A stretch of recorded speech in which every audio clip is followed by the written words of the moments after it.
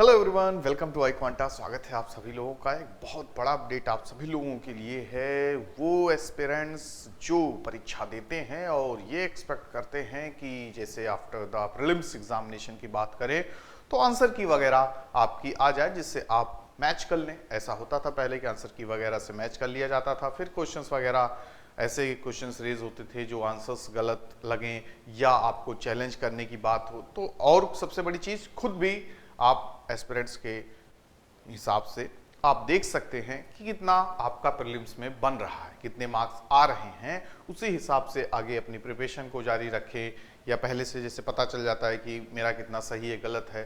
ठीक है, तो ये जानना सबके लिए जरूरी रहता है और हम सब यही एक्सपेक्ट करते हैं। तो क्या है कि रूल अकॉर्डिंग टू यूपीएससी के अनुसार कि उसने पहले से ही अब बता दिया है कि हम जितनी आंसर की वगैरह है आपके प्रीलिम्स की वो आफ्टर द फाइनल, जैसे पूरे साल का प्रोसेस जब खत्म हो जाएगा उसके बाद ही हम जारी करेंगे।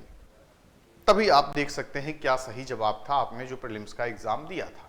लेकिन उनके लिए क्या, जो प्रीलिम्स ना क्लियर कर पाए हों, साल भर का वेट करें, या जिनको दिक्कतें आई हों कि मेरा क्या सही था क्या नहीं था, यूपीएससी के अकॉर्डिंग क्या होगा, मेरा इतना बन रहा था।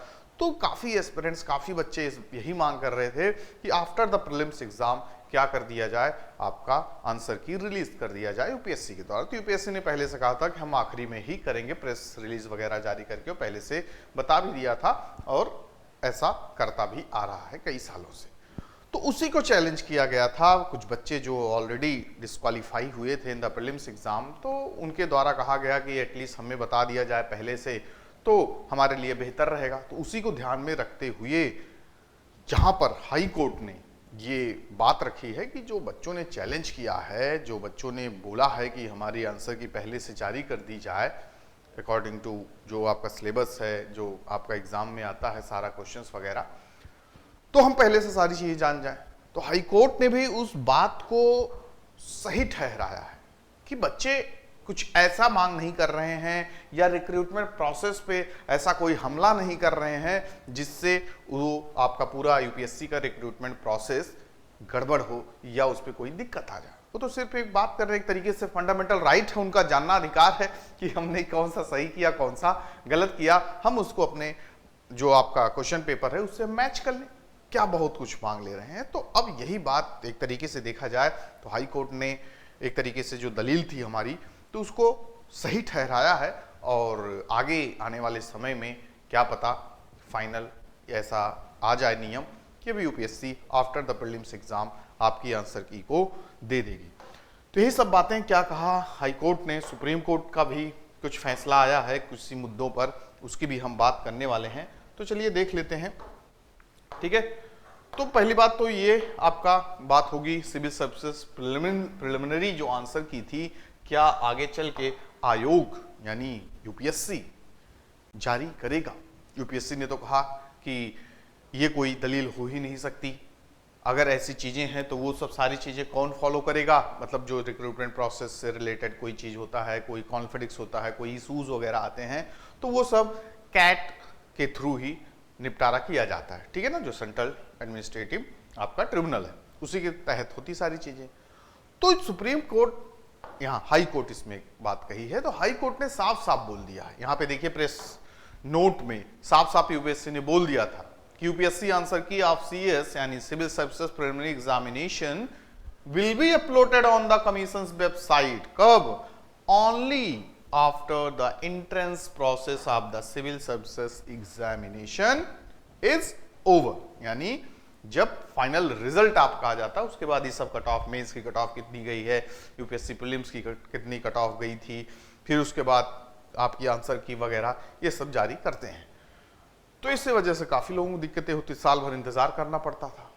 ठीक है, तो वही दिल्ली कोर्ट ने ही ऑर्डर वगैरह दी के सारी चीजें कर रखा है। ये भाई एक तरीके से फंडामेंटल राइट्स के तहत है, fundamental rights of the candidate and as such would require this court to test the same by delving into the domain of administrative law and constitutional provisions।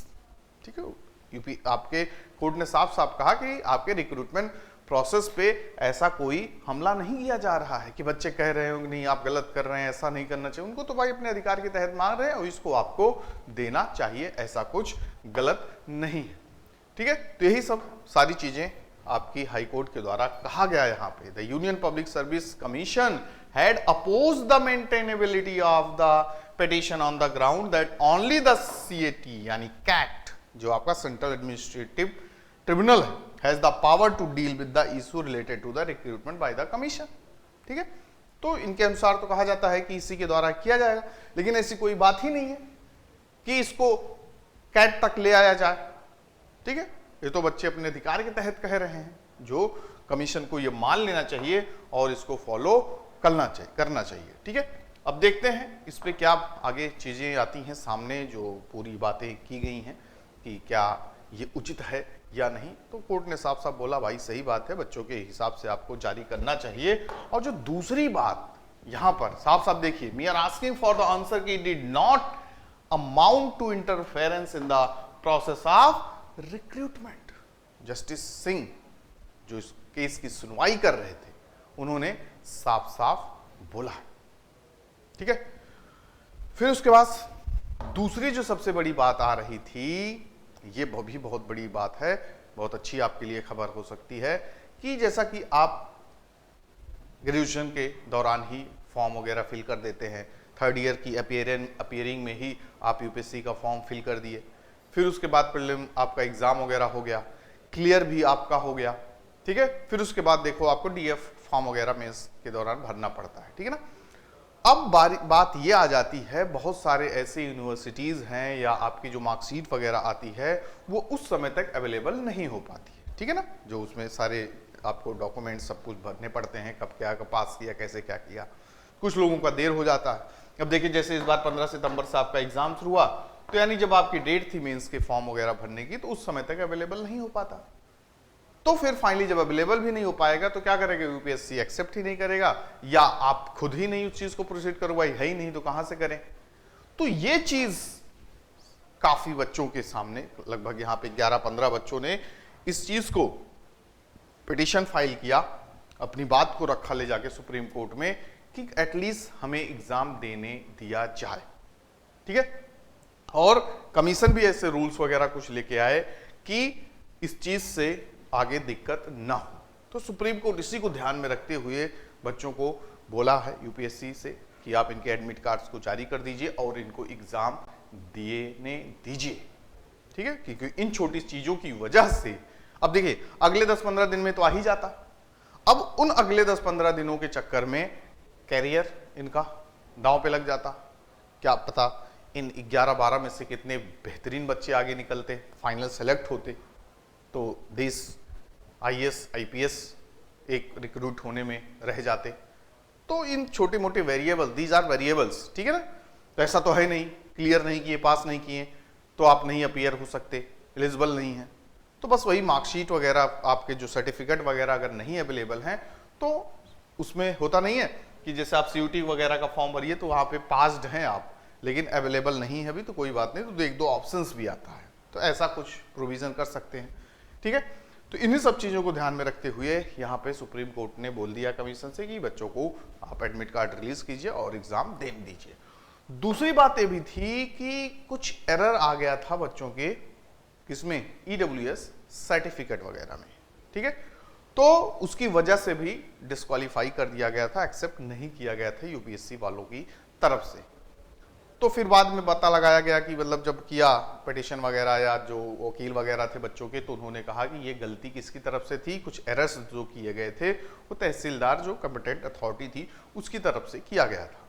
तो इसमें बच्चों की कोई गलती ऐसी नहीं थी, लेकिन बाद में रेक्टिफाई करके चीज़ों को क्या कर दिया गया, ऐड कर दिया गया, सही कर दिया गया। लेकिन उसके बावजूद भी यूपीएससी ने क्या किया, बच्चों को नहीं बैठने दिया, मतलब रिजेक्ट कर दिया। तो फिर यहाँ पर भी कहा गया कि नहीं ऐसा नहीं होना चाहिए। तो यहाँ पर हमें भी ध्यान रखना चाहिए कि जो आपके सर्टिफिकेट वगैरह है, ईडब्ल्यूएस हो गए या CST, जिस भी कैटेगरी से आप बिलोंग करते हो, तो वो भी सही तरीके से आप बनवाएं ताकि इस तरीके से दिक्कतें भी ना आएँ और आगे चल के भी जो थोड़ा बहुत रिलैक्सेशन है वो भी यूपीएससी के द्वारा आपको मिलने चाहिए। यहाँ पे देखिए सुप्रीम कोर्ट और हाई कोर्ट दोनों जो उचित है उसको आपके पक्ष में बातों को रखा है।